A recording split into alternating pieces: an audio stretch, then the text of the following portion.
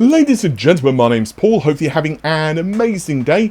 In this video, I want to talk to you guys about a lot of rumours swirling around for Nvidia. Most of this stuff pertains to Blackwell, but we also have a bit of a bonus RTX 4070 thing, believe it or not. So, a PSU manufacturer, yet another one, has actually leaked the existence of an RTX 5090, go figure, but I want to begin the video discussing Blackwell because there's some really bad news for Nvidia, and that is Blackwell may actually indeed be facing some significant challenges. Major renovations of Nvidia's plans are apparently going ahead, and it's going to be extremely interesting to see what happens over the next several months going into competition with AMD, especially with how the AI market is moving. So just as a quick refresher, a few days ago there were reports that were floating around online that basically Blackwell may well be facing production issues, and it wasn't 100% clear what those issues were, other than apparently it may cause Blackwell, at least in the mass production quantities, to maybe slip several quarters. And it's quite interesting because Jensen Huang had been basically stating that well, their partners were getting engineering samples of the GPUs, so it's all kind of like a bit weird, honestly, and that had been something he'd said at SIGGRAPH. But Dylan Patel over at Semi-Analysis had also written to his subscribers, I think around 2 weeks ago, slightly more than that now, and his information was, at the time, from his sources, that there were issues, but it seemed to basically be maybe heat, power related, and it probably would be fixable. Well, interestingly, Dylan now has some updates, and there are other reports online, and to give you guys the Cliff Notes version of this, because it starts to get quite technical, I will of course leave a link to his article in the description of the video. But basically, much of this problem seems to stem from TSMC. So, if you're unaware, Blackwell is going to be really breaking new ground, and I don't mean the gaming variant here, I do mean server, in that it's going to be basically utilizing new packaging technology known as CWOS-L, and yes, I am aware of the irony that it is an L, whereas, well, let's just say it's causing a couple of problems. The first is that this new packaging technology, it's, let's just say, complicated. And because when you're doing groundbreaking stuff can just, well, rather than break ground, it can break you. And in this particular case, what's basically happened is that, well, they just are not able to hit the numbers that they want because there are so many issues with actually building the GPUs. And second problem, and this is perhaps just compounding things much more, TSMC quite literally just does not have the production capacity. Instead, it put most of its resources on like building the fabs essentially for the S variant, and so because of this, Nvidia are left in this situation where not only is manufacturing the GPUs extremely difficult, but you also, even if hypothetically they could do it, they probably would just be really failing to meet demand anyway, because they just can't meet the capacity because TSMC quite literally just doesn't have enough fabs available to them. A quick quote from Semi-Analysis: to satisfy demand, Nvidia will now be introducing a Blackwell GPU known as B200A, which is based on B102. Interestingly, this 102 die is also going to be used in the China version of Blackwell called B20. 102 is monolithic compute die with 4 stacks of HBM and allows the S version rather than L to be used.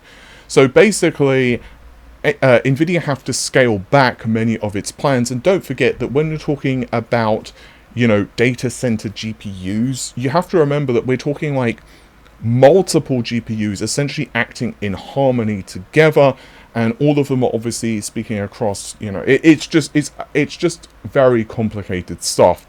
So it's going to be very interesting because, if memory serves, RDNA 4, the high-end variants, which I think were like Navi 4C, I believe them are going to be using the same package technology. I may be wrong on that. Don't quote me. I think they were. It's been ages since I looked into 4C because, well, it's canned, so so I could be wrong on that, but maybe AMD ended up sidestepping a bullet here, ironically enough. It's going to be very interesting to see what happens. Obviously, this is going to have some interesting ramifications for Nvidia, because obviously they won't be able to hit quite the performance targets they'd initially hoped for. As for gaming, is it going to impact things? Well, it's very difficult to know right now. As far as I understand, the gaming variants don't have any problems. Again, they are not using, you know, this technology for the gaming variants. So theoretically, no. It's possible there could be another issue which creeps up for Nvidia, maybe, for example, capacity problems. But the rumor is, of course, that Nvidia are going to be launching in Q1 of next year. So far, I've not heard anything different. I think that it's very likely Q1 is going to be the announcement date at the least. Ultimately, the thing is, Nvidia basically just have the kind of the market to itself.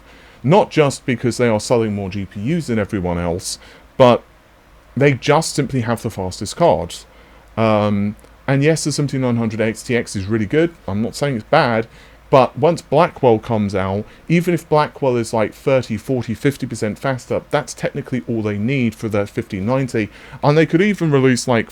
This is why the rumors are that Blackwell's going to have a 448-bit bus, and obviously not all of the SMs enabled, when, you know, the full die could have like a 512-bit bus, and you guys know the rumors on that. So it's going to be very interesting to see how the market kind of handles this stuff, and also what Nvidia chooses to do with pricing, particularly given the AI market. So many folks are saying it's in a bubble. Quite frankly, I don't know about that. People have been saying it's in a bubble for absolutely ages, but the stock market is also getting kicked in the balls right now. So you guys can let me know what your thoughts and opinions is on that. I don't follow the stock market well enough to kind of know what the ins and outs. So if anyone wants to give me some insights via Twitter or something like that, feel free to DM me, or, you know, you can throw it in the video comments below, because it's going to be very interesting to see how all this plays out. I also want to mention and give courtesy credit to WCCF Tech for this.